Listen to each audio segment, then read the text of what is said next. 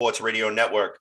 I'm your host, CJ the Painkiller D. Simone. A little bit of a somber episode this evening as we do have some news that broke in the middle of the day yesterday, which we will talk about here on the show. I do want to introduce you to our squadron. Right now, let me introduce you to our main regulars here.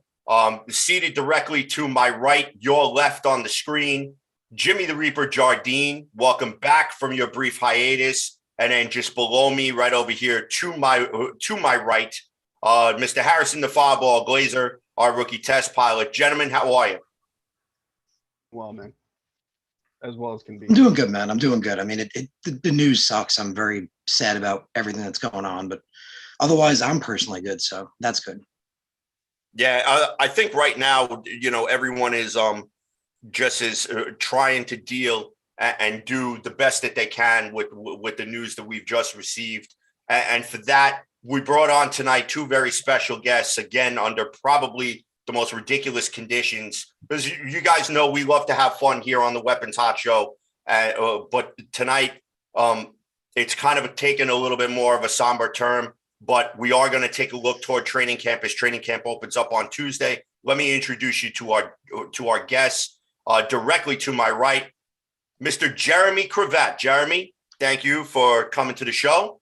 Tell the listeners a little bit about yourself, please. Well, thanks for having me. Well, I grew up in Brooklyn, New York, been a Jets fan since 1982. Moved out to Sacramento, California, 2016. It's kind of how I found all this Jets family on YouTube, because I got no Jets family around here. So I'm kind of just a couple. So I'm kind of all by myself out here. But yeah, man, been big fan of this show, and it's been working, doing some blogging, and it's just love being here with you guys. I'm sorry that my first time has to be, in a situation like this where we lose a coach and a man, we were just welcoming in and, starting to look forward to seeing what he could do. Yeah, absolutely. It's not really not really happy day in the New York Jets organization. That as we're obviously going to talk a little bit more about that. But now I also want to introduce our second special guest. Ladies and gentlemen, you guys know him as @BoyGreen25 on Twitter. He is also the host of the Man-Child Show on 1260 ESPN. Is that correct? The Score 1260, Cumulus, yep. Okay, and also the host of the Jet Zone podcast on Sports War Radio. Ladies and gentlemen, it gives me great pleasure to introduce Mr. Paul Boy Green Edson Jr. Thank you, everybody. I appreciate being here. I know CJ's been trying to get me on, my people talking to his people, trying to find a way to get me on the show. So I've been making a media tour lately, and of course, I got a weapons hot, baby. What am I doing? So as everyone's already mentioned, again, obviously a very somber mood. I know this is a show that likes to have a lot of fun. Anyone who watches this show absolutely knows that, and we'll have a lot of that today, but certainly, obviously, our thoughts and prayers are with Knapp's family, his beautiful wife, Charlotte, and their beautiful 3 daughters that are survived in this situation as they're here. And they have to deal with this loss, just like all of us. Jets Nation has to deal with this ourselves, but obviously their family first and foremost. And I'll just say this kind of off the top. I know we're going to talk about Knapp, but I've reached out to people around the league because Knapp, for people who don't know, has been anywhere and everywhere in his 25 plus years in the NFL, with Michael Vick in his heyday as the offensive coordinator, Peyton Manning when they won Super Bowl 50 and having that explosive year, working with Steve Young, and then obviously what he was hoping to do with Zach Wilson here with the Jets.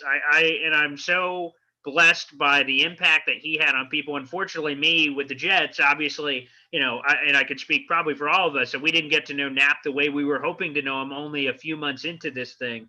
But I'll tell you, from the people I talked to, Benjamin Albright, who covered him in Denver, Kelsey Conway, who covered him in Atlanta. I spoke to people inside the Broncos organization, and he also made double dips. He was with the Falcons twice and with the Raiders twice. I talked to people all across the league, and the thing they continued to tell me was he was just this nice guy that had a zest for life, and a guy that, again, just brought everything to another level, and he enjoyed life, and an avid cyclist that he liked to do that in his free time too. Man, just a really cool guy, and like I said, it's unfortunate that we didn't get to see what he could do here with this organization, not only as a coach, but as a man. But again, love, thoughts, and everything are sent out to his family during this tough time. Absolutely.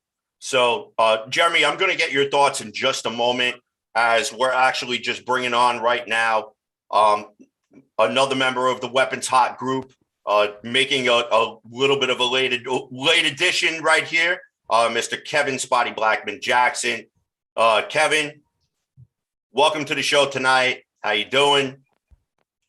Tonight's a good night. Please excuse my my few minutes here. Had a couple of things I was dealing with. CJ, you know what I got going on Friday. So I'm thankful to have the opportunity to be here. Looks like the gang's all here. That's what I'm talking about. Look, it's a hell of a time to be a Jet, man. Let's get it. I'm ready. Let's go.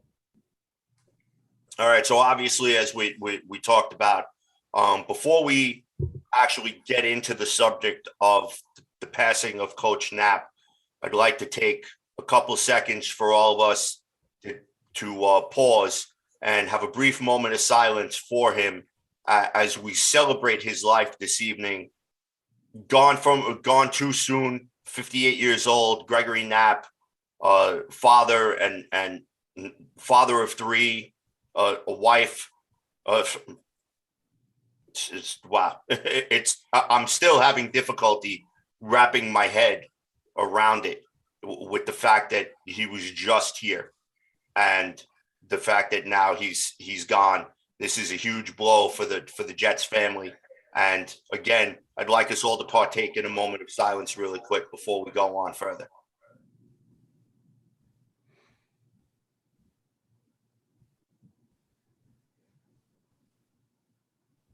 And with that, ladies and gentlemen, I want to turn the floor over to Jeremy. Jeremy, please give me your thoughts a little bit on the passing of Coach Knapp, and what were your first impressions when you first heard the news? Yeah, and it hit me hard. One of the things that I reflected on was when I think about his life and where he was in life, was how it parallels mine professionally a little bit, even though it's in different areas of the world. Like, I'm in education, he's in professional sports, but being a little bit older, I spent a lot of years educating students, and I was teaching students directly, young students. And now in this part of my career, I'm teaching teachers and I'm coaching teachers. And I was thinking about his career and what he was coming in here to do. And what was different than probably earlier on in his coaching career, where he was coaching players, I feel like he came in here and he was coming in here to help coach our coaches, right? And to really be that veteran guy for our coaches. So it was hard for me not to think, wow, I love my life right now and where I am in my career, working with other adults and other educators to help kids and to imparting wisdom. And that's pretty much what I think he was here to do. And where, he was in a part of his life where he was going to just unload all this wisdom, everything that he had accumulated for years. And then, of course, the family thing always hits, right? You just think about his family and you think about losing him that way. And it's just really a big tragic loss. All right, so now we'll go to the members of the Weapons Hot crew. We'll start off with Jimmy, because last week he wasn't here, so I'm sure he's got a lot to catch up on. So Jimmy, give me your thoughts on the news, and what's the temperature that you're seeing right now on not only social media but just every place else. When I first found out that he got hired, that he was one of Saleh's picks, I was excited. Not too into what he's done, but he's worked with a lot of my favorite quarterbacks, Michael Vick being one of them. Always loved Vick, Steve Young back in the day. And I was excited. I was like, this Greg Knapp was what solidified this coaching staff, in my opinion. Passing game coordinator, quarterbacks coach, worked with very prolific passing games around the league. And, I'm not trying to get off too much on football during this time, but, kind of leading into the whole thing. But I was excited. I was like, okay, you know, like everybody can say, oh, well, we have a coach that's never coached and we have a coordinator that's never coordinated. We got Greg Knapp. And I was like, all the rest of that can fall into place because of that. You know what I mean? And I was really excited to see what they were going to put together. And then when I heard the news of the accident, the initial reaction that I saw on Twitter, and I was kind of guilty of it a little bit myself, was that initial anger of what the hell was that guy doing? Like not Knapp, but the driver. Um, Read into the story a little bit more, and when I heard yesterday of his passing, I needed to look a little bit deeper. It's just one of those things, a tragic freak accident. You know, like the driver wasn't drunk or anything like that. It wasn't an intentional thing. It wasn't a negligent thing. Probably a lapse of judgment. I heard that there was some reports that he was texting or something like that, but um, reports from the police said that he was cooperating. The driver was cooperating. They said that they responded to the scene and found the driver providing aid to Coach Knapp. So I read that and I was able to kind of step back from the anger that I was feeling, because I know, you know, our brains, you got to compartmentalize and you got to find a place to put that, you know. And so I was on Green Bean Show. I kind of called for everybody to just kind of take that same step back and realize that we don't need to put out hate in this world. And that's not what Coach Knapp would have wanted in the first place. So from there, the response that I'm seeing is a lot more love and respect to the family than a lot of the hate and accusations and whatnot. So I'm pretty pleased to see that part of it. Uh, it's just a tough situation, man, and it's the only thing that's upset me so far is just some tweets are like, well, what are the Jets passing game going to do now? I'm like, have a little bit of respect. Like, let this settle for a little bit before we start worrying about all that nonsense. But I think from what all the interviews that I've watched and everything like that from the guy, um, he loved what he did, and he would want the fan base and the team and the organization to keep on and to move forward with it and to pursue that dream. And I think we show him respect by doing that, by kind of looking into ourselves and looking at everyone else and trying to hold each other to a better standard, and just realize that this life can be taken away at any moment and we never know. So um, Greg Knapp was a teacher, but through coaching, and I think if we can take that lesson to heart, I think that honors him more than anything else. All right, Harrison, your thoughts. So I want to start out first, just, my thoughts and prayers go out to his family. Like you said, his wife, his children. It's tragic. It's absolutely tragic because like everyone else has been talking about, he wasn't sick. He wasn't ill. This wasn't something, that we saw coming. It was an absolute accident. Like Jimmy pointed out, and Paul pointed out, he was an avid cyclist. I covered it on my website at the time, takeflightmedia.org. He was, an avid cyclist. He was, his home was in Danville, California, and he was riding his bicycle Saturday in a nearby town, San Ramon. And like Jimmy pointed out, the driver, we don't know, exactly the whole situation. It's reported that the driver did stay. The driver did provide aid to Knapp and, didn't flee the situation. But it's absolutely tragic. It's because, like we said, this was out of nowhere. It was an accident. We didn't see it coming. He wasn't, super old guy. I mean, he wasn't young, but he wasn't old either. And like Paul pointed out, Knapp had been coaching in the NFL for 23 years. He'd coached 7 different NFL franchises. So just shout out to Greg Knapp and, in memory of him. You don't do that if you're bad at what you do.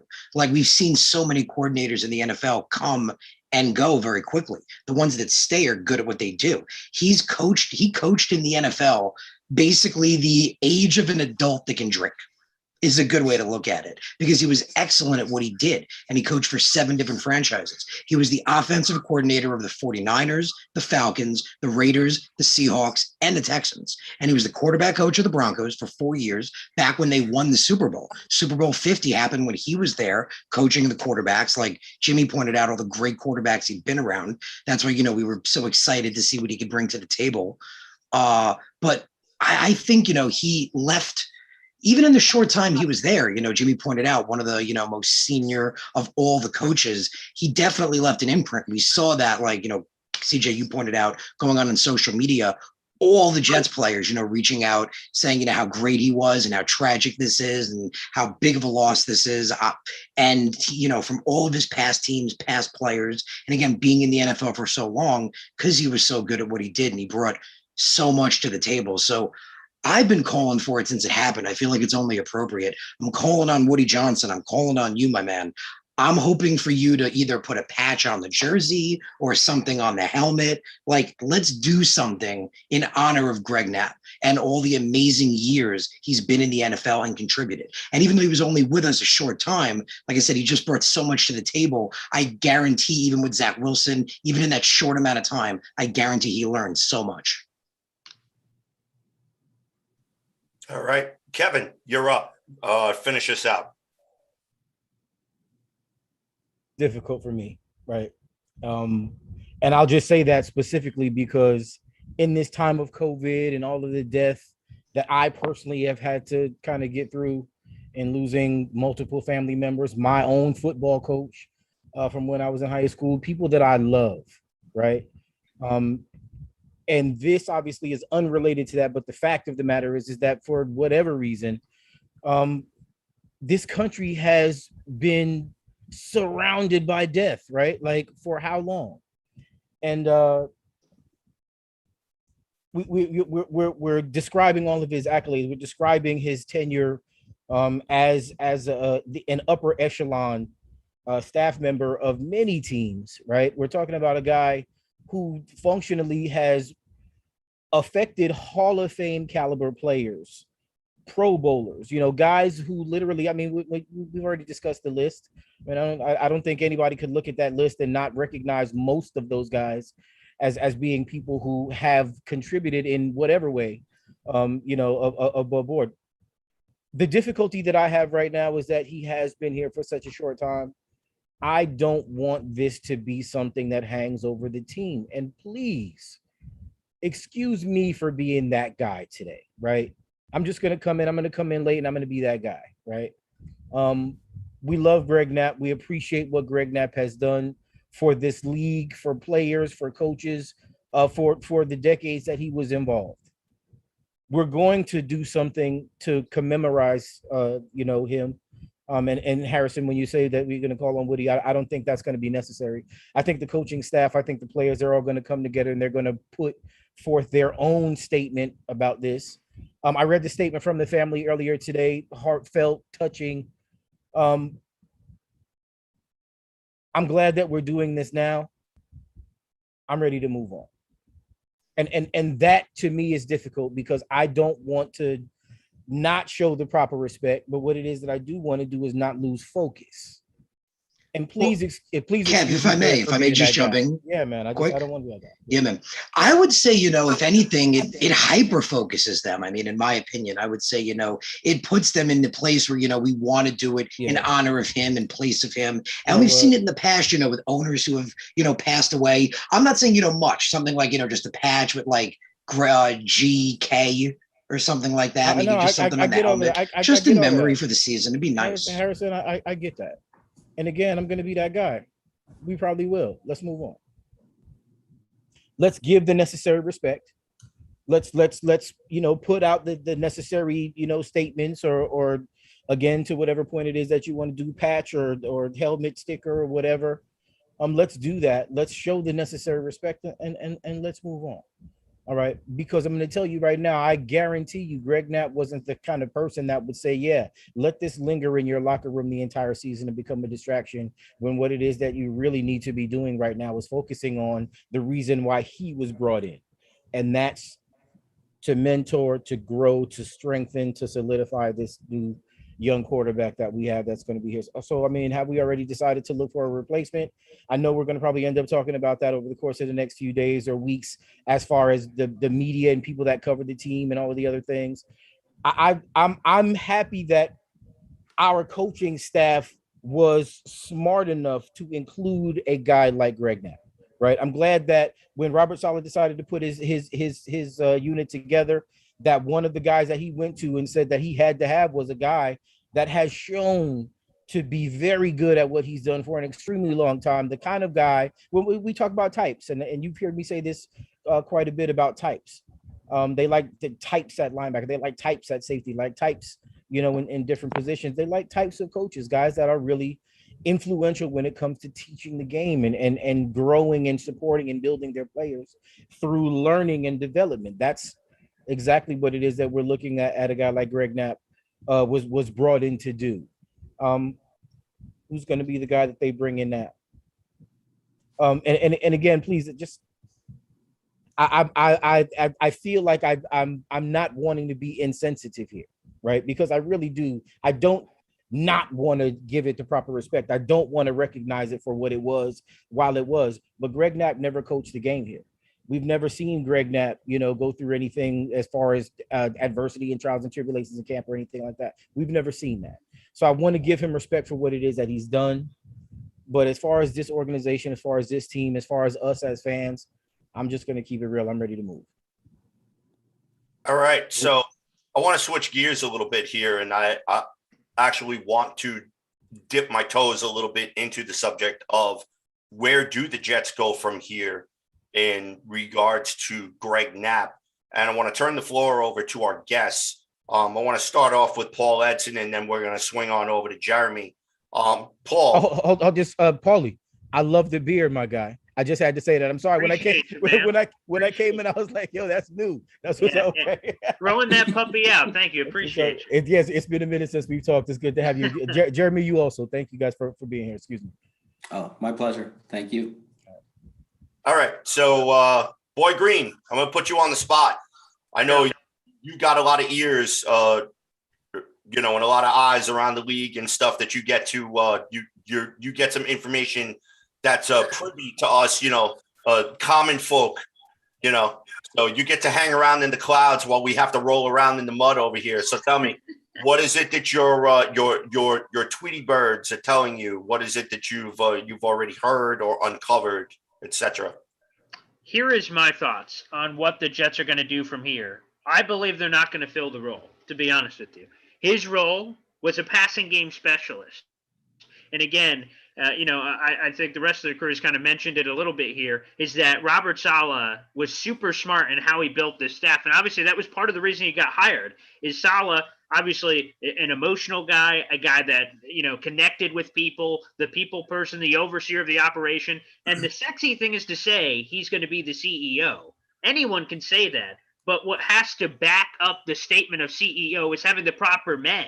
Jeff Ulbrich is calling the defensive plays. He trusted him to do so. And more importantly, the yin to his yang, the salt to his pepper, the mac to his cheese was Mike LaFleur in this offense. And while Mike LaFleur has never called a play before, Greg Knapp, this experienced offensive coordinator, quarterback coach, was, again, the yin to his yang a little bit to kind of balance out the staff, to have the great mix of both youth and old, or youth and experience. So to me, quite frankly, the passing game specialist would have been nice to have with Knapp.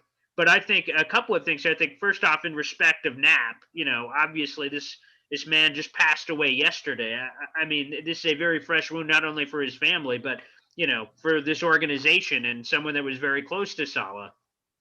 But the thing I would say is, from that perspective, and then also just in general, I think the staff is built up well enough where they're not just going to say, okay, this chess piece is off the table. And again, no insensitivity or disrespect, that coach is no longer here. What do we do now? I think they just rally around what they have and they figure it out from that perspective. Not to, again, discredit what Knapp would have brought to the table, not to do any of that, but I just think that they can carry the torch themselves and figure it out. And they will lose, obviously, the key piece of what Knapp would have brought to the table. But I think the plan right now is to stay in-house and rock with what they have. I don't anticipate them making a move tomorrow, next week, next month, hiring insert guy as a passing game specialist. I do not foresee that happening.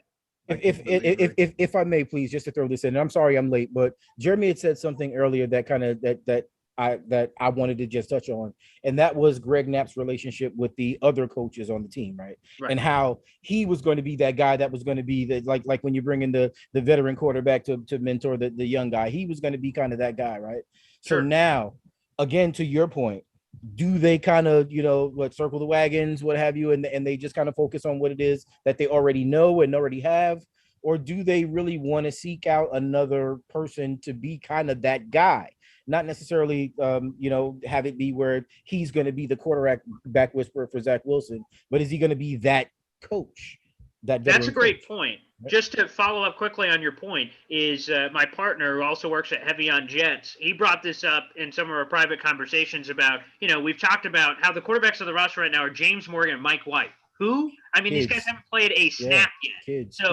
I think a key to this that we're not talking about is now that Knapp is no longer a coach on this team and brought that veteran savvy, he's been everywhere. I think a way they could replace that, again, not with another coach, but with a veteran quarterback. And that's why I think the Jets and Nick Foles and why that could potentially, again, I can't say that enough. I don't want this to be looked at insensitively. That's not what I'm trying to do. But, Nick Foles could fill that veteran mentor, that guy who's kind of been around the block and could show Zach Wilson the kinds of things that Knapp would from a coaching perspective. Again, Foles, former Super Bowl MVP, he's been in a lot of different systems. That kind of savvy, I think, is exactly what the Jets could use to replace at least, while you can't replace everything Knapp brought to the table with his wealth of experience. I think that's the key, and you nailed it, is I think bringing in a veteran quarterback can replace the veteranness of the group. And I would foresee that happening. Again, I've said it all offseason. I think Nick Foles is already a New York Jet. We just need to get him from A to B. I think it's a formality. The Bears are not carrying Foles, Andy Dalton, and Justin Fields. That makes no goddamn sense. That's not going to happen. So, again, from my perspective, at the end of the day, he's going to get there somewhere or another, whether he gets cut or it's a late pick thrown over at the Bears. And that, again, will fill the hole that is here on the Knapp situation. So that's an excellent point. Yeah, if I may quick, I mean, you guys know, I'm personally not a huge Nick Foles fan. I don't want him, but I get that a lot of people do. But Paul, you make an excellent point when you bring up how, replacing him specifically, and you bring up the quarterback situation of the young quarterbacks. I thought that was very interesting, that immediately everyone's thought was, well, what about Zach Wilson, the development of Zach Wilson? Well, Greg Knapp, like you said, was the passing game specialist. He was supposed to be the senior coach to work with everyone else to make them better. And one of the guys he was supposed to make better is the quarterback coach. We have a quarterback coach already. His name is, if I'm saying it right, Rob Calabrese. He hasn't been around nearly as long. He's only been around a couple of years, but we have a quarterback coach. So I think bringing in a veteran, quarterback to work kind of like Knapp was going to be as that extra guy to work with Calabrese and Wilson as that veteran presence, that could make sense. I'm not a big Nick Foles fan, but again, what other veterans are available is another way to look at it. So, yeah, but I just thought that was interesting that was the rhetoric immediately. Well, what about Zach Wilson? Because again, he is that passing game specialist. We have a quarterback coach. Like the quarterback coach is still there. Greg Knapp was supposed to work with him and be that senior to him and make it work better. So I agree with you. I don't think they're going to, bring in somebody else for that reason, that we have a quarterback coach already. He was supposed to be that guy like you guys mentioned. So I agree with you in that aspect. Yeah. I think just real quick, if I may this time. Sure. I don't see the Jets making a move as far as bringing in another coach, at least for the foreseeable future. I don't think that, call it an emotional decision or what have you. I don't think they're not already talking to people. I don't think they're going to. I think that Calabrese is going to get a little bit of an extended role, and I think LaFleur is going to also extend his role down into the passing game, and I think those two are going to work together. I don't want another quarterback. I say let these guys, throw them in the games, man. Let them have their successes, let them have their heartaches, and just get them in the game.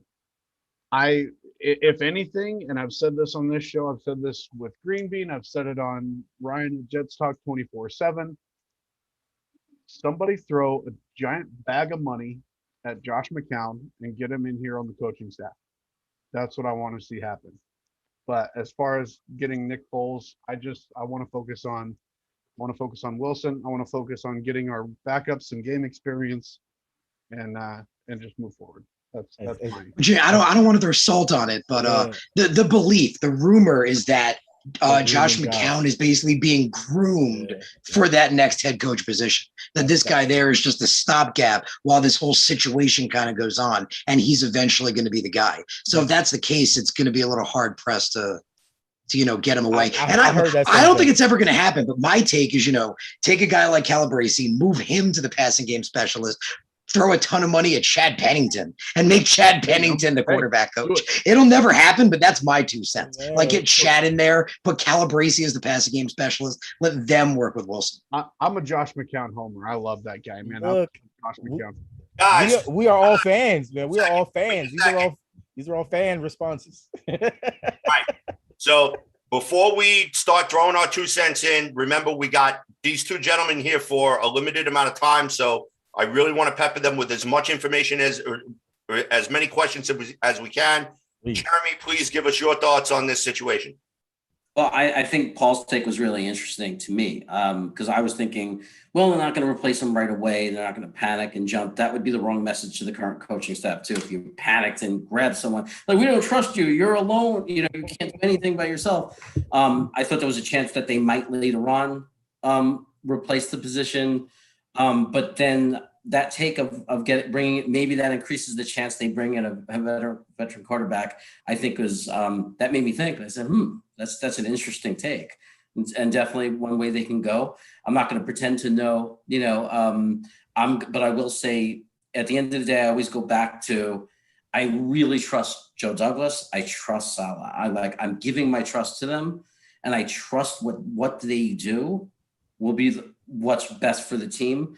And I mean that in both ways. I think they'll best for the team, but also I believe that they'll do whatever they do, they'll do it respectfully, and they'll respect Greg Knapp. I trust Joe Douglas. I believe in Robert Saleh.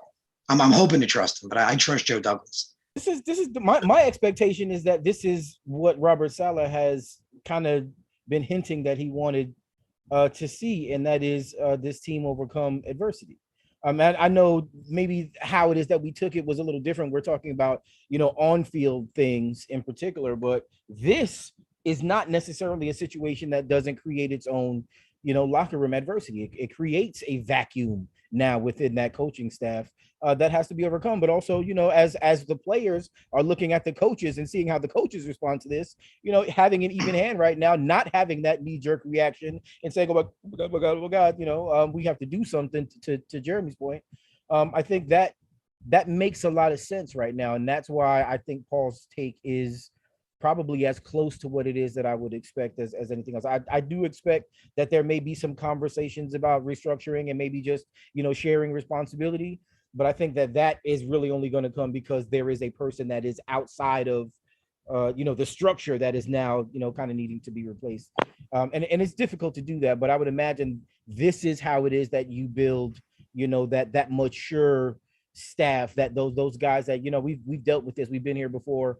And we've handled it. Not only did we handle it well, and that's the expectation. Yeah. Kev, I got to say, I think the beginning of your answer was 100% because Saleh's been saying that since he got here. He's been repeating this team needs to overcome adversity, learn how to overcome adversity, overcome the odds, become better together out of something. And he meant it on the field, but, you have adversity in life as well. So I think, honestly, he probably really meant it in all aspects. Yeah. And this is exactly that situation where I think they are going to band together and become stronger because of this. All right. So now we're going to switch gears. Jimmy, we're going to start with you in your front office segment. Who you got? All right. So today in the front office, we are looking at our rookies. We have 2 out of the 3 remaining signed. Elijah Vera Tucker has signed his deal. Elijah Moore has also signed their deal. So close, in fact, that I didn't even notice that AVT was signed. So I see the tweet about Elijah Moore, and I'm like, 2 to go, and everybody's like, no, just 1. Back-to-back nights. He had AVT one night and then Elijah the next. But the Elijah Moore, yeah, that's pretty much what happened. I just was off Twitter for a day, and that'll teach me to take a break. How dare you? So What Elijah happened? Moore, I blinked. I don't know. Dude, that's how it works, bro. It's crazy. It's just social media. You blink, you miss like a million things. Yeah, well, sometimes we need to miss some things, but I really wanted to be on board for that one. But anyway, we got Elijah Moore that signed a 4-year, $8.9 million deal. Looks like base salary, $666,000. It's a cheap ass contract. I know, right? Wow, $660. That's awesome. He's like, you give me $1,000 McDonald's gift card, and I'm there. I'll catch a pass. I'll start. But Bro, like, there are a bunch of undrafted guys. You give them that and they're on. Like, you don't give them anything. so he's got a base salary of the 660K, signing bonus of $965,000 for 2021. He's a $1.625 million cap hit in 2021. Really, obviously, it's a round 2 rookie contract, so it's affordable throughout. But that's really nice. That's a really nice receiver to have for that price when we have the number 2 pick, 2 first-round draft picks that are going to take up a pretty decent chunk of change. So having a caliber of player like Elijah Moore on that type of a deal really helps us out. So we got that. Elijah Vera Tucker, his contract, also another first-round pick, but at pick 14. He has a fully guaranteed $15.8 million deal, 4 years. Signing bonus of $8,912,000. Base salary $660,000. Signing bonus of $2.2 million. $2.88 million cap hit as far as 2021 is concerned. And now all we're waiting on is Zach Wilson. Now the benefit here for these two, and Zach Wilson being the last one to sign, as of right now, the New York Jets have $32.5 million of cap space still after those signings. Zach Wilson is going to be a little over a $6 million cap hit. After Zach Wilson signs, Zach Wilson's cap hit will be about $6.4 million going into 2021. So the Jets are looking at $26.1 million of available cap space heading into the season. That is huge. That's a great, nice little comfort zone to be in as you go through the first 8 weeks, potential trades, potential signings, things of that nature. I think going into that, even if we don't have to use it, having $20+ million roll over into 2022 for the 2022 cap, that's always a good thing. So with everything going on, I wanted to kind of focus more instead of talking about holdouts and the negative stuff like that. I just wanted to bring a little bit of joy into Jets fans' lives by pointing out that we have a nice fat stack of cash just sitting there ready to go in case we need somebody. And the potential talent of Elijah Moore and AVT, like the money they're making is nothing. Like that's absolutely chump change almost for like this year's cap hit. You know what else?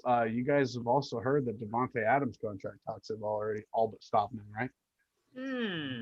I'm just saying. Like you said, bro, we got room. We could do stuff. We got room. Possible. I like it. He says, I like it. Yeah, look. Kev's getting too excited. Yeah, look. I mean, you see, I had to adjust that for a minute, like that quarter Chubb.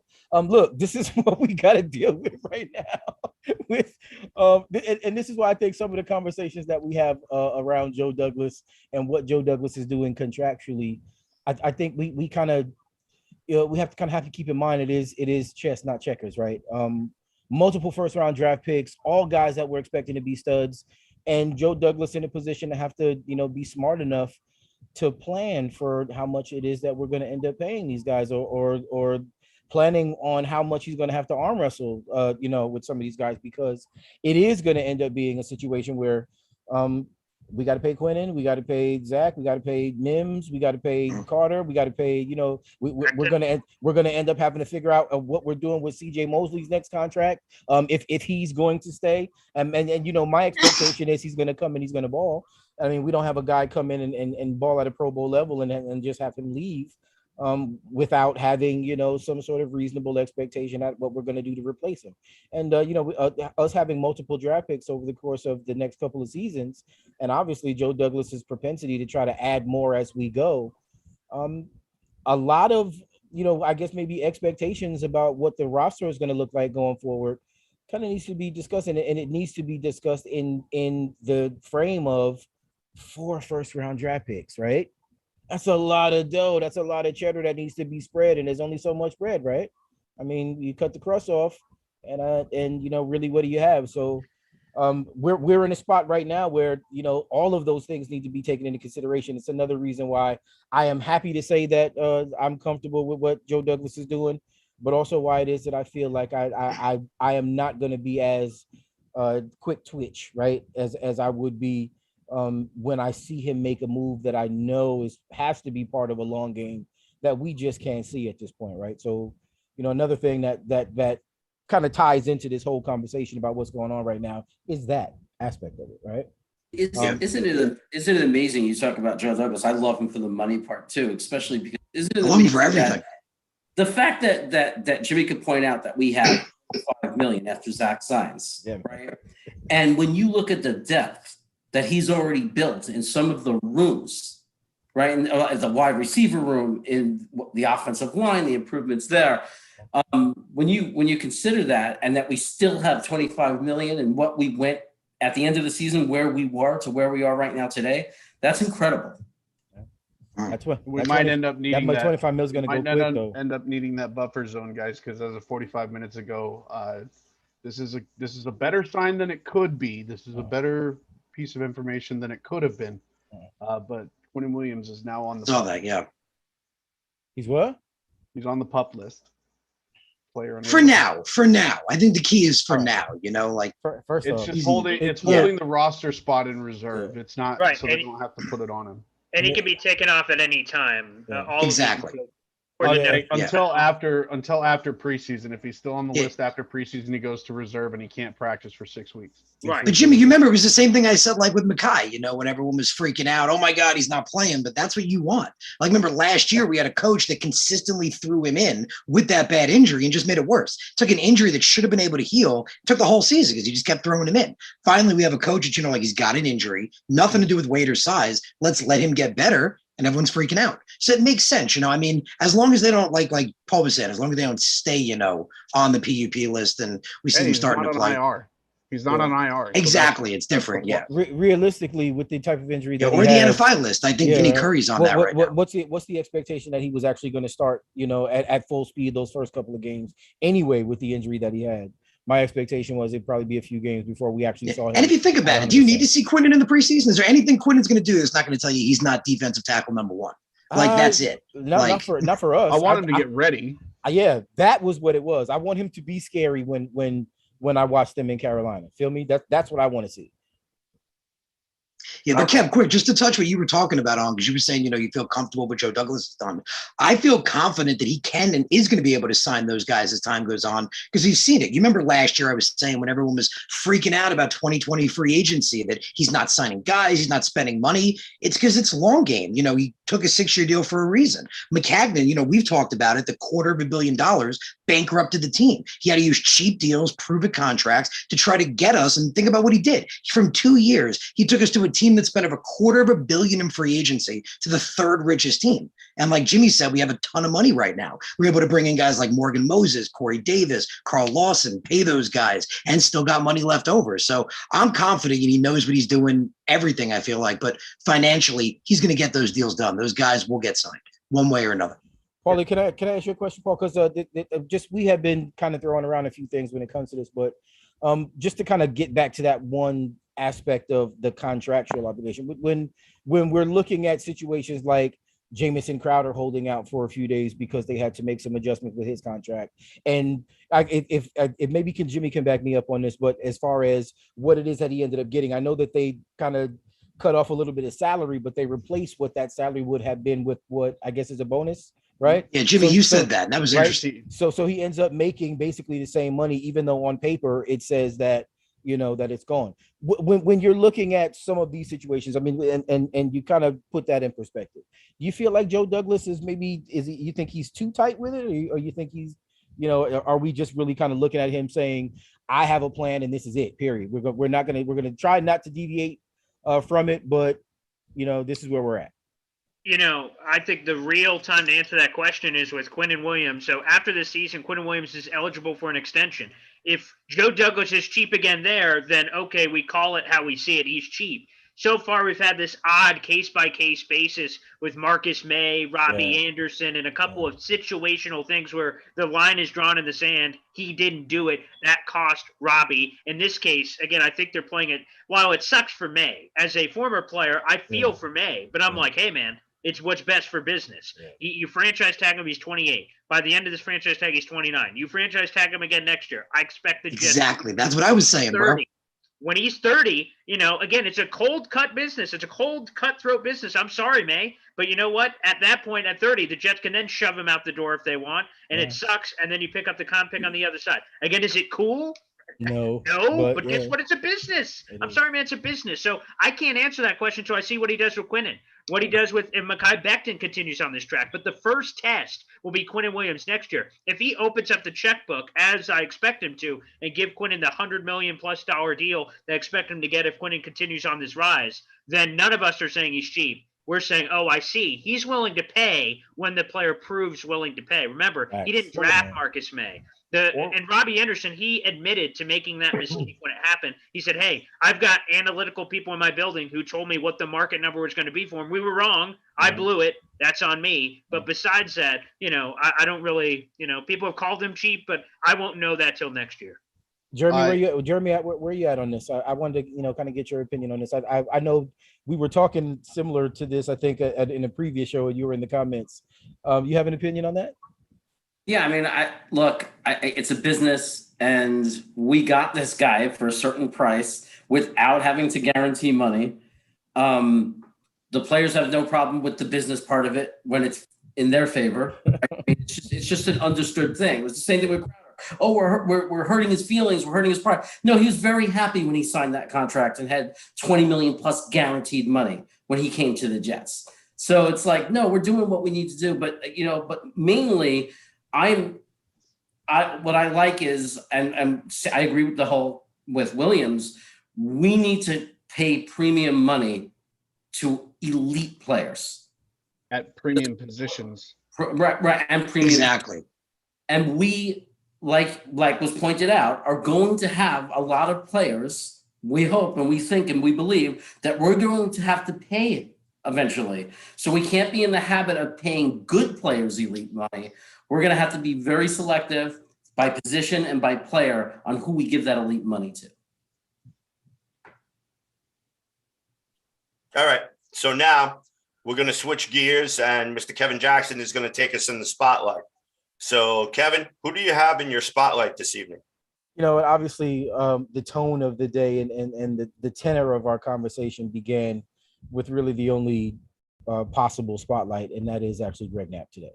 All right. And while, again, I know we've given moments of silence, and I know we've discussed his accomplishments in great detail, we've only touched on really what his legacy is going to be here. All right. Now, mind you, I'm saying legacy, but I'm actually saying that in terms of what he meant to the people who are in this building, right? Coming in. A lot of those guys probably felt really confident about coming in and being on the staff when they knew that he was going to end up being part of it.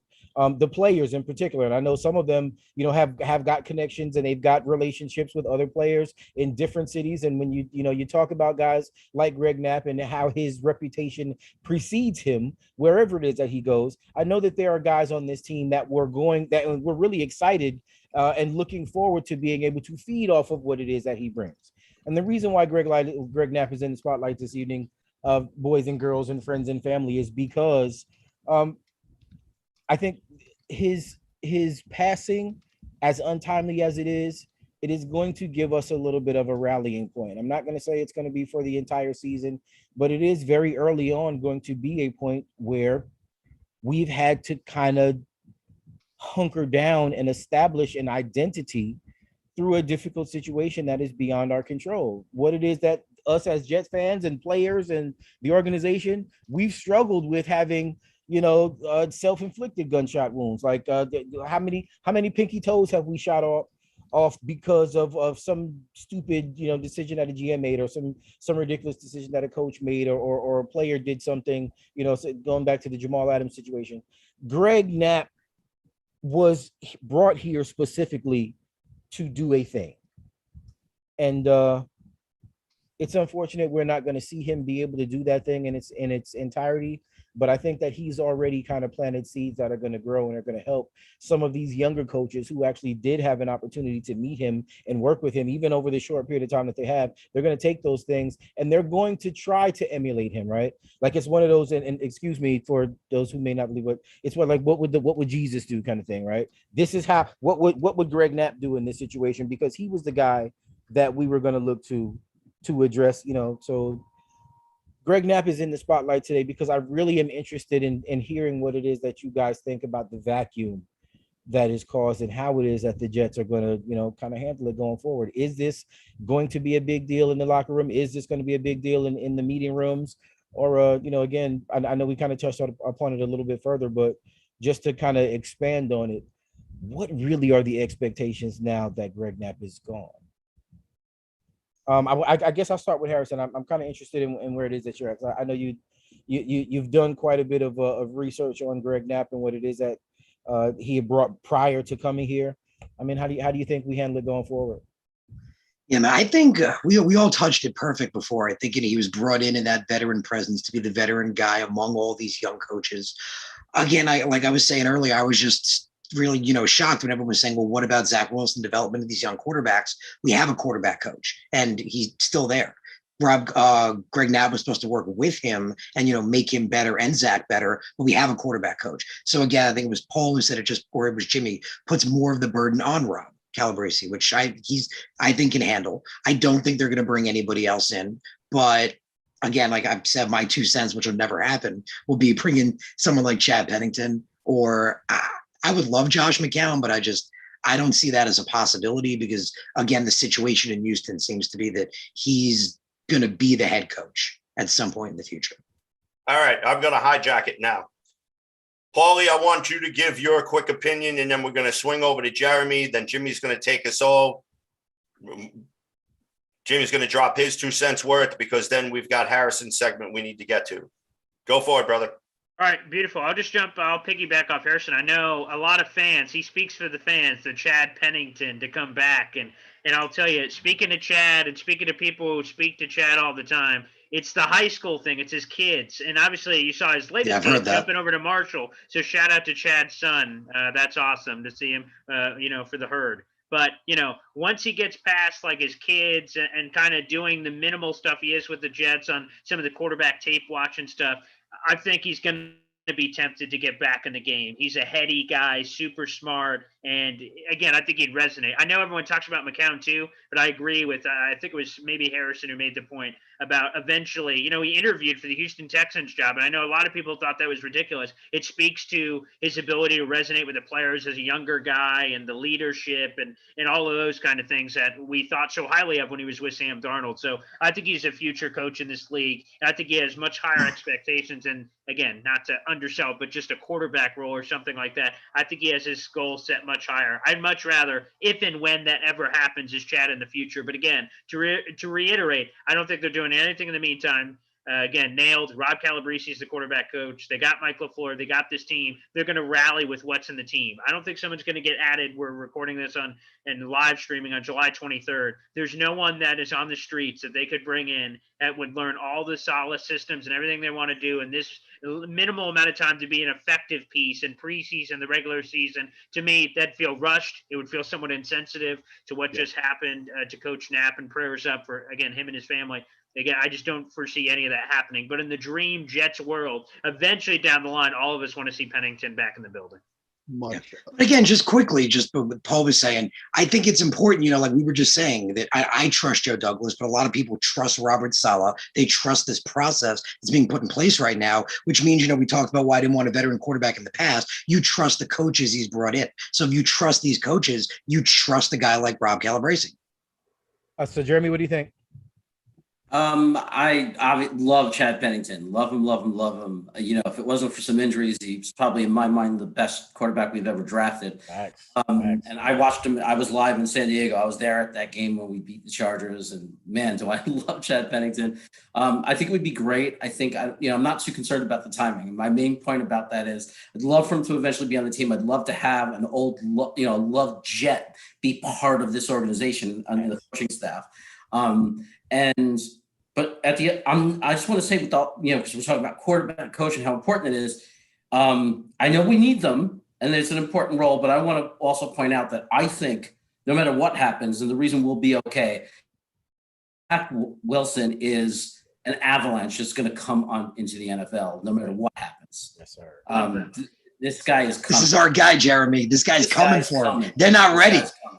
It's coming. I'll pull out the pink. We'll go into the pizzeria right now, CJ. You know what I mean? And I'll say it in my heaviest. We're in the Bronx in a pizzeria. They don't know what's going to happen to them. Right. When Zach Wilson comes into their stadium and starts flinging that ball around. I have no idea what they're in store for, kid. I love it. Yeah. And you remember, like I've been saying, they can't be ready for it. They can't prepare for this team. Those first couple of weeks, let's punch them in the mouth, man. Win 3-0. Start it out. That's what I'm hoping for. Jimmy, wrap this up, man.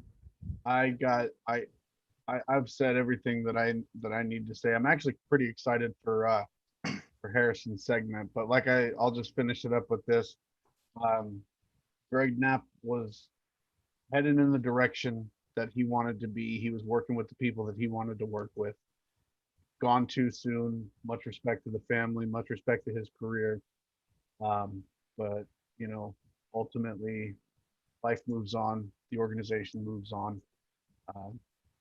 We'll still be the Jets, man, and we'll still be the new look Jets, and it's going to work out in the end. So, all right, in the spotlight, Greg Knapp. Thank you very much, gentlemen, for your obviously your continued attention to detail and professionalism. CJ, what do we got next? All right, so Harrison, we're going to be debuting his brand new segment this evening, From Behind the Gatling Gun. And I'm sure that Harrison has somebody in the crosshairs tonight. So, Harrison, fire away. Man, I don't have just somebody in the crosshairs. I got the whole team in the crosshairs right now because training camp is opening up. And with training camp opening up, the biggest thing is positional battles, specific positions that aren't locked in right now. And there's a lot of them. So I'm going to go through them quick because there's so many. So quick take on all of them. We got on offense, the running back, completely wide open right now. I think Michael Carter is going to be the guy, but it's completely wide open for anyone who wants it. Wide receiver 2 is going to be a competition between Mims and Cole. Everyone thought, we drafted Mims last year, but Douglas has been trying to get Cole for the last 2 years. A lot of talent there. So that's going to be an interesting battle. Tight end, who's it going to be? I think surprise cut's going to be Chris Herndon. It's going to be Tyler Kroft and Ryan Griffin, I'm thinking, but we'll see. Paul shaking his head.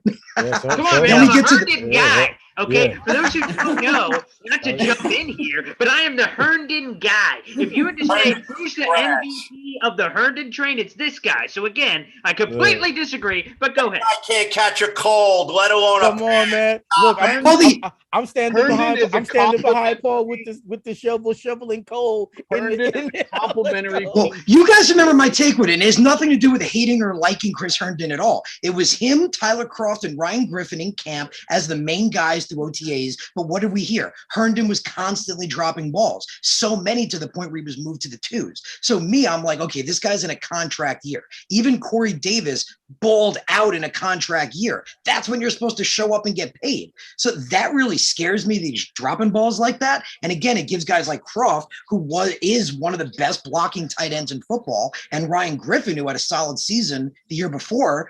I think it could be them. And then, you would think Herndon would stay as the number 3, but you remember my guy's interesting take. I'm not sure Kenny Yeboah can pass through waivers. Kenny Yeboah was such an outstanding receiving option at Ole Miss, could have been a 5th to 7th round pick. If you're afraid he can't pass through waivers, you're keeping Griffin and Kroft, and you're keeping Wesco. I'm not saying it's gonna happen. I just wouldn't be shocked if he's a surprise cut. You know what? As much as I got to give you props, Harris, I respect that take. I see Griffin going before Herndon goes. I honestly, I just think Herndon has so much more talent. I think they're going to give him so much more of an opportunity than maybe what it is that us as fans are looking at. But I'm just going to say this again, man. And I know I kind of got a lot of heat for it early. When I look at this offense and I look at what it is that they did with George Kittle, I'm not saying Chris Herndon is George Kittle. I'm just saying that he is the closest thing to being able to replicate what Kittle does on this team. And if they give him the opportunity, I'm telling you, and towards the end of last season, I know again the guys were he couldn't catch, he couldn't whatever, and then he had a pretty solid last few games. I think he's going to get an opportunity when the pads go on. That's the thing. Pads go on, he's going to get an opportunity. Now's his chance. Don't drop the ball. Make plays, and you can earn that starting spot. If he doesn't look good enough, and Croft and Griffin looks better, that's kind of literally, you can't drop the ball. Like that's not a metaphor. You just heard the take. Chris Herndon is the next George Kittle. So thank you very much. Oh man. Paul, careful. You're turning into our beat writers now. You're taking the quote out of context. Don't do that to me, Paul. I'm gonna have to deal with this on Twitter for the next week. Don't do that to me, Paul. They're just gonna edit out the word "not." So when Kev said, I'm not saying he's George Kev, they're coming for you, bro. Social media, right? You see that commercial? Yeah, Spotty says Herndon's Kittle. Expect 2,000 yards. Yeah. So back into it, guys. Just quick to go through all of them. So the other one is the right guard position. It looks like Van Roten is the guy to get that spot. Makes sense as he was an average guard for the Panthers for so long, and I was excited about that. Excellent technician. Alex Lewis is on the outside looking in. I would say I would give George Fant the opportunity. I mean, he's never played guard, but what the hell? Let's see if he can do it. So I think it's a competition between him and Van Roten, most likely. The undrafted guys like Hoge, they're probably going to wind up on the practice squad, maybe as backups. You get to the defense. The next big one, I think that a lot of people aren't realizing, is defensive interior. I think John Franklin Myers had his best year last year on the interior of that line, and we finally have actual edge rushers, like real edge rushers in Curry, Lawson, Huff, even Zuniga, who CJ's a big fan of. So I think JFM has a good chance of possibly battling Rankins for that interior spot and could potentially beat him out. Another just going to be the linebackers, the rookies we have. Will they be starters? Nasseldine and Sherwood. But the big one on defense is CB2 right now, because CB1 is locked in. Bryce Hall, you guys know how I feel on him. This kid was a CB1 in a crap system last year and just is getting started. But at CB2, you have a competition between Bless Austin, Jason Pinnock, who you guys know how I feel. I love Jason Pinnock. Isaiah Dunn, who's come out of nowhere as an undrafted guy. And even Lamar Jackson's a dark horse. Because you remember I pointed out last year that out of all the guys, Lamar Jackson had the lowest missed tackle percentage of any Jets player. So there's a competition there. If one of them can step up, our slot corners look good with Michael Carter, Javelin Guidry. If one of them could step up in the CB2 spot, our cornerback situation isn't as bad as everyone makes it out to be. So that's my gunner position. We got a lot of training camp battles. There's legit like 7-8 of them. It's going to be fun to watch. Who's going to be the winner? And the big take I have on that is it's about time. It's about time. Our problem is we have all this talent. Who's going to win it? Because you guys remember it was always, well, we got a team of scrubs and who can maybe step up and be the guy. So I love that our problem right now is we got all this talent. Who wants it more? So I'm excited about these camp battles. I agree with that. Just one thing, but don't sleep on George Fant. Don't sleep on George Fant. That's all I want to say. He can win the right guard spot, bro. I wouldn't be shocked. No. He's massively athletic. I'm telling you right now, and remember where you heard it first. I know we brought in Morgan Moses. It's not a lock that Morgan Moses is going to be the guy. They're probably going to give him an opportunity. I think I wouldn't agree with that. I think he's a lock at right tackle. I think they like Fant. I'm telling you right now. I think they like Fant. Just let it play out. We're just gonna let it play out. I think they like. Bro, you saw that video I put up of him dominating TJ Watt, right? Look, that's what you want. He's a guy like Mekhi Becton that can dominate elite edge rushers. I think they like Fant. Paulie, this is the guy that agreed with you about Herndon. Yeah, you're immediately off the train. I think they like Fant. I'm not saying that Fant can win the right guard spot. It's legit possible. I'm not saying that or that George Fant is a better player than Morgan Moses. That's not what I'm saying. I'm saying I think this coaching staff likes George Fant in that position. I think that's the reason why they gave him the contract. We're not talking about Mike McCagnon giving Fant that contract. We're talking about Joe Douglas giving that guy that contract. And what contract did he give to Morgan Moses? It shows a lot of difference in where it is that his head's at about how they see these guys. And I'm not, and what I'm saying is, let's just not sleep on George Fant. Okay. I remember, Kevin, you were saying you see him as a right guard possibly, which, I mean, could he do it? He definitely could. And I bet he'd be legit at it because he's an excellent player. I don't think that's the type of athlete he is, though. I think but we watch what he does, man. He's massively athletic. He dominates elite edge rushers. He's got great athleticism and strength and speed. I watch him play guys like TJ Watt. George Fant, is good, but he's not as good as him on the edge. I feel like Moses is a lock at right tackle. I think it's interesting. You heard two takes so far in the show. Chris Herndon is the next George Kittle, and Morgan Moses who? So I just have to say, if I had to killing our credibility. You know what I'm saying? If I had to make a comparison here, they love George Fant so much that they signed another right tackle that is to replace him. It's like this. I've got a fiance that's in the other room. I love her so much. I'm bringing another girlfriend in here just to compete, to try to get the best out of her. I still love her, but I'm bringing someone else in. Does that make any sense? The difference is George Fant's not going to kill you. She in the other room. She's going to kill you. Come on now, brunettes and redheads. Brunettes and redheads. Hey, don't say that too loud. But again, the point is, come on, man. Morgan Moses is replacing George Fant, and George Fant right now is watching. I love George Fant, but he's watching from the bench, and we'll see. I hope I'm wrong. I personally don't think that George Fant is going to spend that much time on the bench. I think that might be what it is. I'm saying I don't think he's going to spend that much time on the bench. He's going to end up somewhere. It's swing tackle. You got to have guys that are going to come in here and compete. You got to put the best 53 on the field that's going to compete, regardless of contract. And you know what? If George Fant it does not matter if they're paying him $10 million a year. If this guy is not going to compete, if he's not going to win that starting job, then you know what? He's not going to start. Okay? Because I know we brought in Morgan Moses. Everybody's still high on George Fant. You know what? I've been saying this all friggin' off season. Kevin likes to go off script because, he's got to drive his train through the trees, through the forest, upside down, that it goes underground and comes up like this. Okay? May the best man win.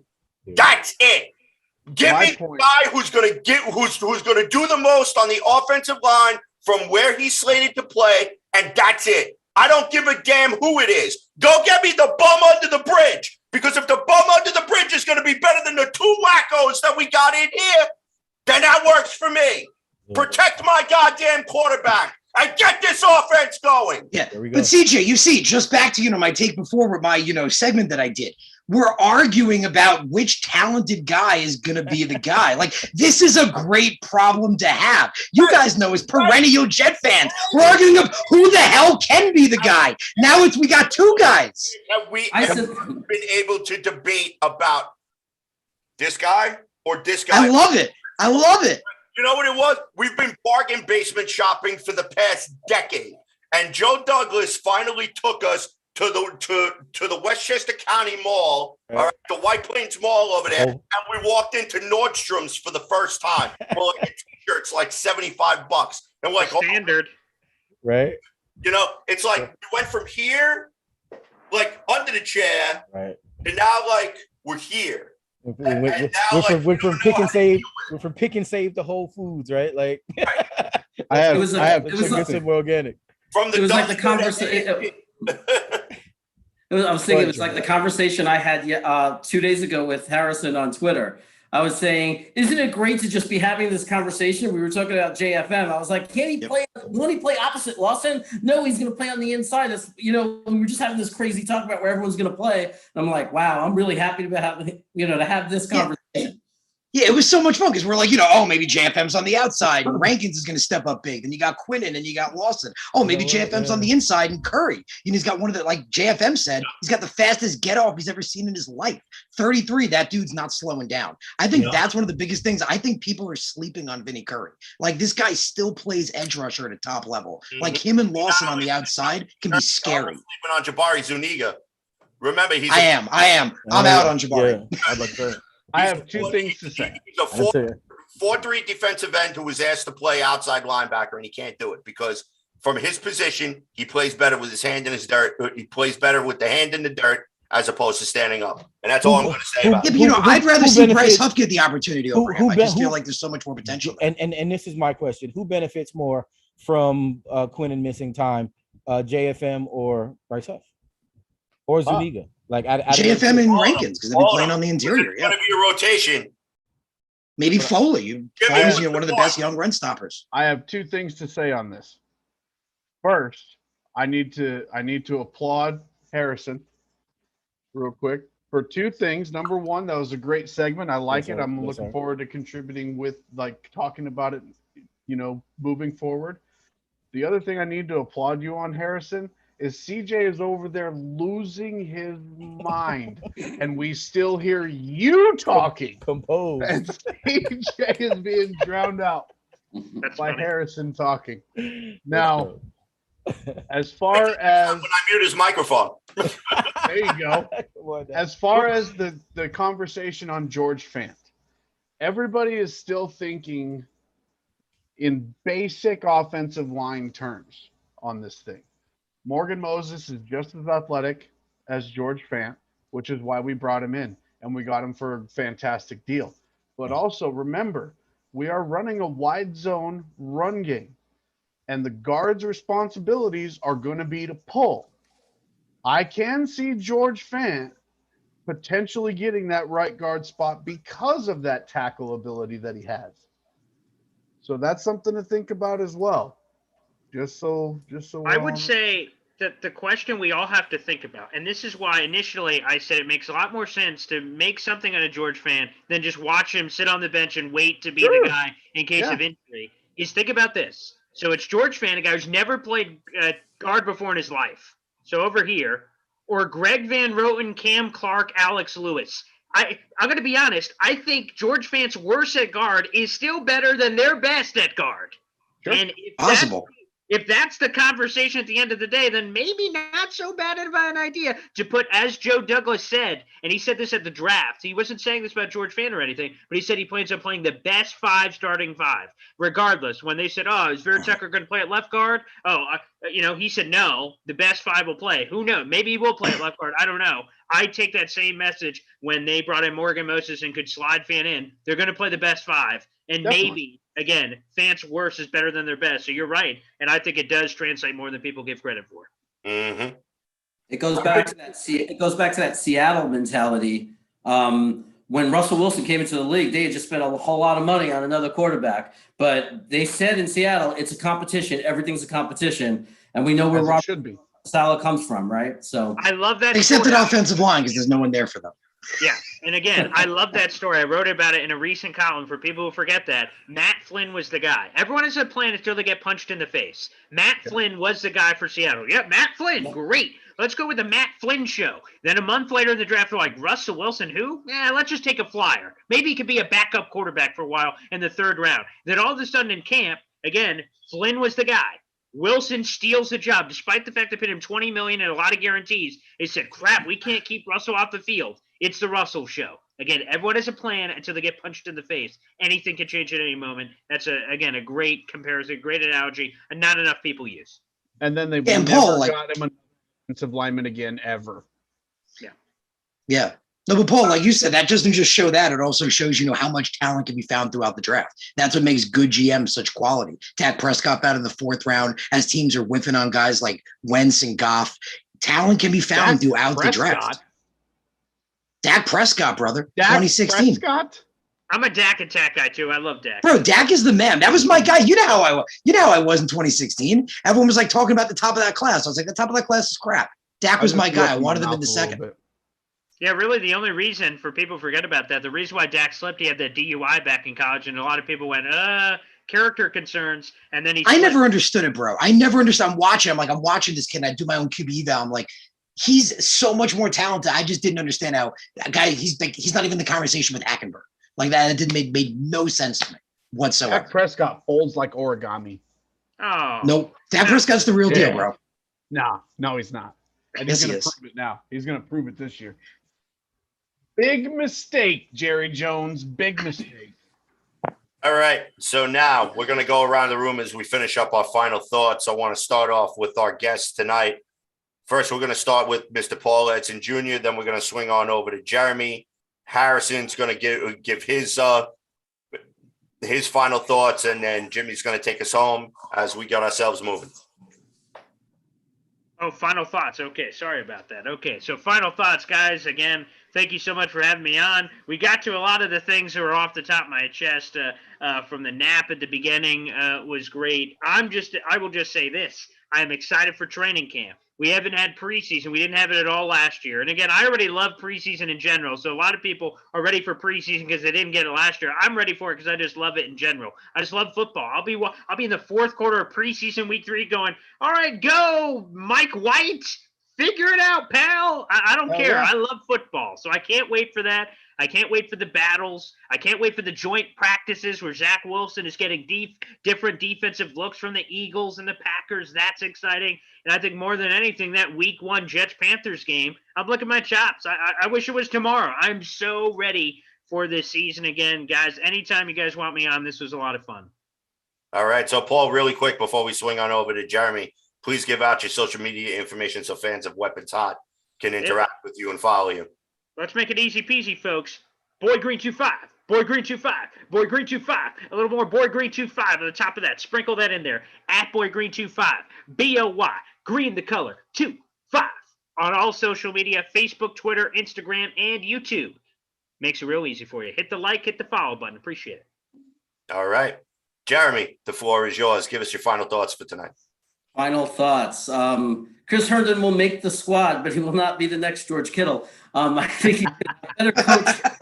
I think he's the next George Kittle, man. Oh man, we're gonna eat all but that's a long shot, bro.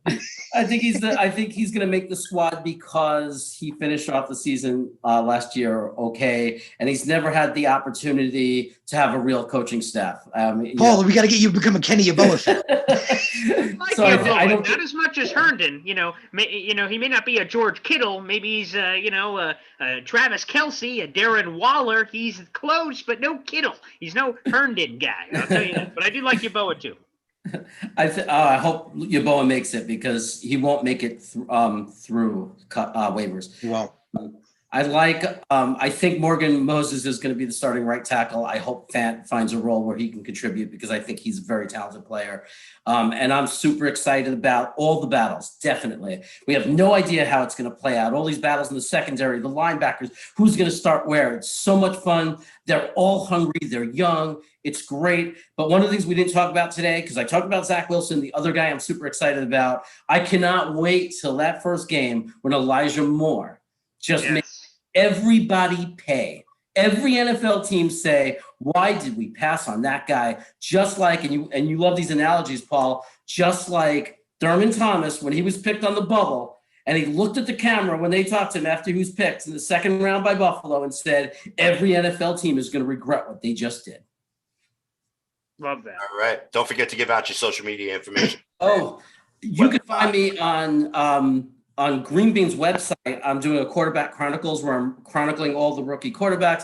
I'm going to be following them all season. I get information, by the way. I'm trying to go on to other YouTube content providers for those teams. I'm trying to get the inside scoop of what they're saying. Like, what are their fans saying? The things that we're saying about our team, just to give that kind of insight. And when the season starts, I'll be following them as far as how they're doing and how their fans are reacting to them. So you can find that on Green Bean's website. Also, if you want to see me suffer and eat hot sauce with my brothers, it's really kind of fun. We have a website, YouTube channel called Cravat Attack. It's just my name, Cravat Attack. And we basically eat hot sauces, famous hot sauces from Hot Ones, like The Last Dab. And you can watch us suffer and burn our mouths off. And I'm down. You want to see me Look, suffer? I was so in for that. You don't even know. Sounds entertaining. Subscribe. And if any of you want to be a guest on that show, by the way, my brother said invite any of them. They could. That's what's good. Welcome to be a Oh, man, that guest. sounds like fun. Yeah, I'm saying, and I'm a do hot it. sauce guy, and I'm a hot sauce I'll guy. do it. Like I like hot. I like hot. Cool. All right. So, Harrison, say your piece.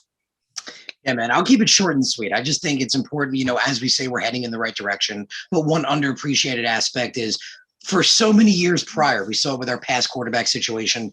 Yes, he had a lot of issues himself, but it's undeniable he wasn't supported. He wasn't given talent. There wasn't a good team put around him. There wasn't a good coach put around him. Now we have a good coach. We have quality. And look what Joe Douglas has done. He took the blindside left tackle in the last draft. That staple should have been an all-pro, Mekhi Becton. Took Mims. This year, he got AVT in the draft, a future Pro Bowler guard, best guard in the draft. Elijah Moore, like Jeremy said, people don't even know. Like, they don't know what they're like. The stats on this kid is ridiculous. Like, he is going to put people to shame. Another potential superstar right there. Michael Carter, he takes next, surrounding his quarterback with talent. And what does he do in free agency? He gets a wide receiver 1 in Corey Davis. He brings in Keelan Cole, who's now battling for the wide receiver 2 spot. We are actually surrounding our quarterback with a talent of weapons to throw to, an arsenal of backfield, and an offensive line to protect him with 3 studs in Becton, AVT, and Moses. So this is exciting, and it's finally being done right.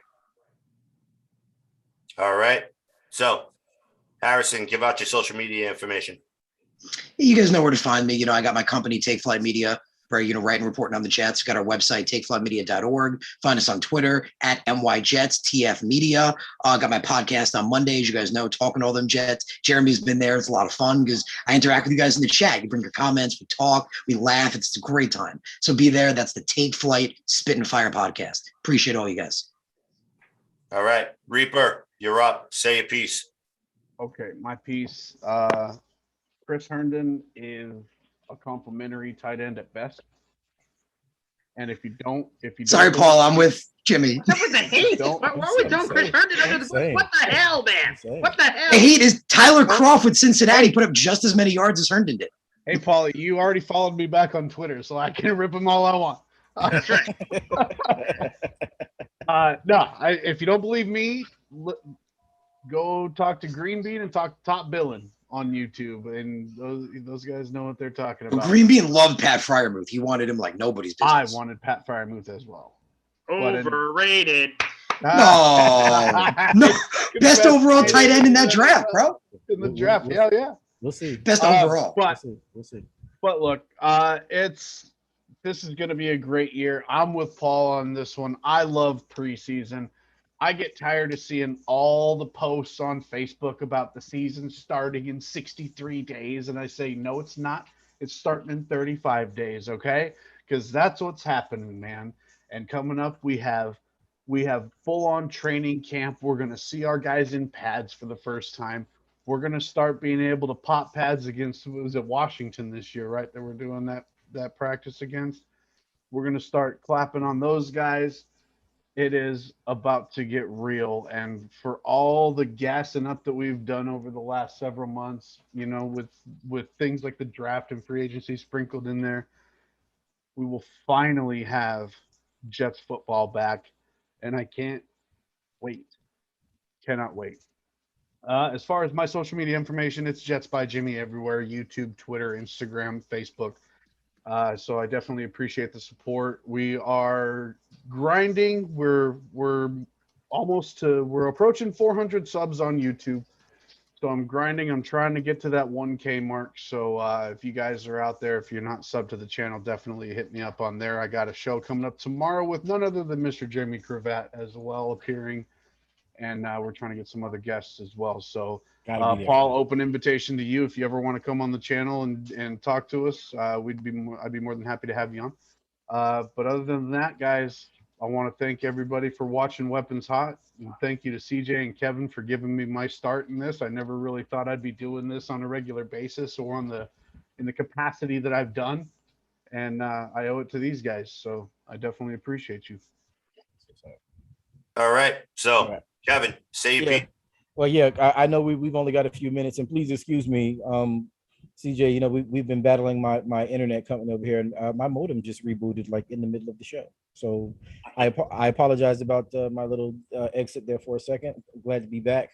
I'm really not going to change until we actually see some real football, and my end is basically going to be the same, you know, until something else changes. But it is a hell of a time to be a Jets fan.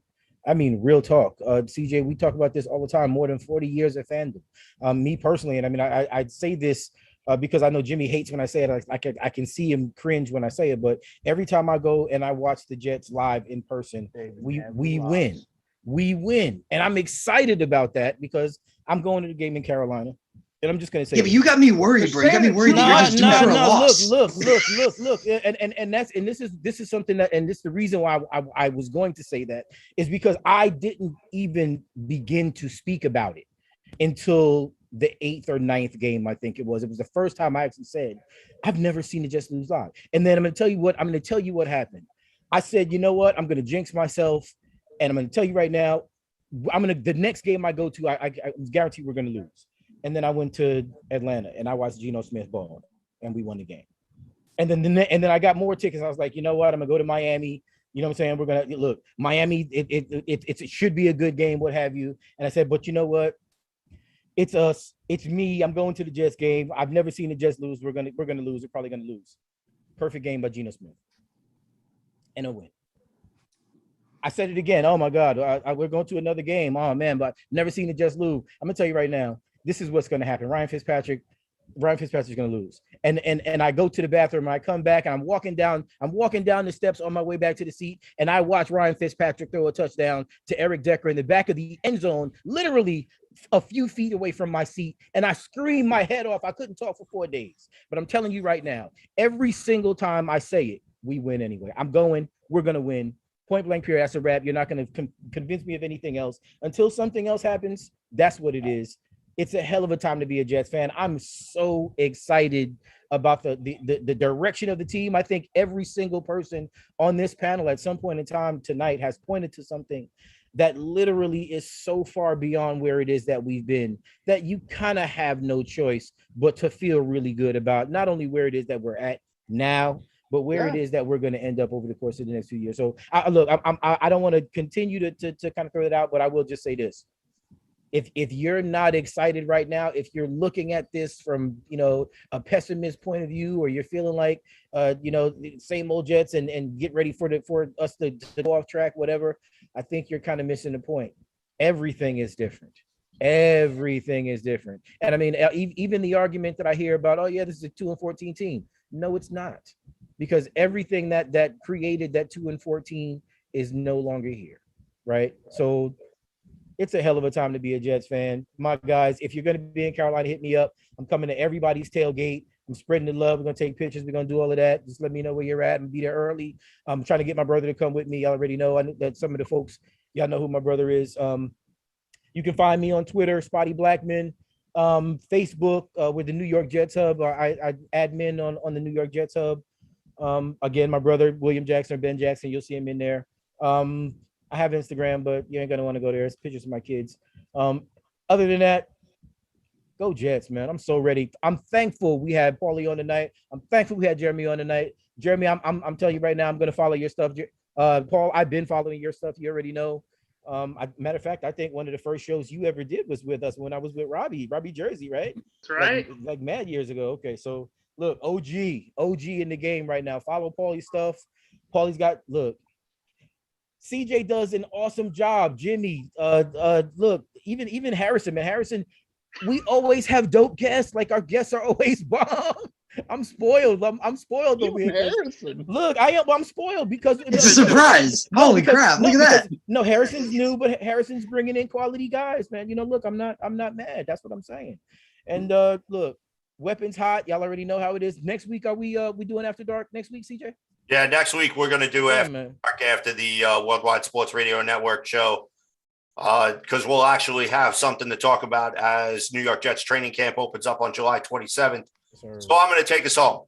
Yes, plain and simple. Here we are. Follow the show on Twitter at CNC Jets Factor. You can follow me at JetsFan0523. my partners in crime and my entire squadron here. They already gave you your social media. Don't forget to follow Weapons Hot on Facebook. Hit that like button. Go to YouTube. Search up Weapons Hot After Dark. Like and subscribe. And just follow the train as we steamroll toward training camp. So for Mr. Paul Edson Jr., Mr. Jeremy Cravat, Mr. Kevin Spotty Blackman Jackson, Harrison the Fireball Glazer, our rookie test pilot, and Jimmy the Reaper Jardine with his brand new addition that he's showing off in the camera there. Cutie pie. Okay. We got to get him a name. That's it. This is CJ the Painkiller D. Simone signing off. We'll see you guys when we see you guys, and I'm going to leave you guys tonight, which still, in my opinion, is the best chant in the National Football League.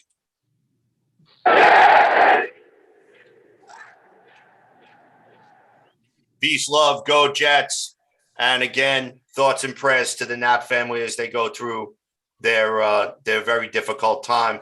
Wise Guys is up next on the Worldwide Sports Radio Network. It's the Worldwide Sports Radio Network.